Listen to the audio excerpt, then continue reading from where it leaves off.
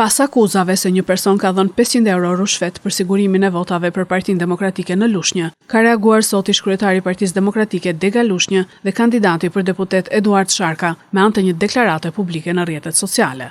Marin Leka nuk është dhe nuk ka qenë kurrë antar i Partisë Demokratike Dega Lushnjë dhe nuk ka patur asnjë kontakt me strukturat e PD-s në Lushnjë, me kandidatët apo dhe me stafet e tyre. Dje emri i tij u përmend në një deklaratë të policisë së shtetit si i përfshirë në një tentativë për blerje votash në emër të një subjekti politik. Portalet të afërta me qeverinë e shfrytëzuan menjëherë këtë për të hedhur balt mbi Partinë Demokratike. Sipas informacioneve të bëra publike në media, deklarata e policisë është ndërtuar vetëm mbi dëshminë e një qytetari, të cilit i është marrë karta e identitetit dhe që ka pohuar se mashtruesi i kishte kërkuar votën për PD-n.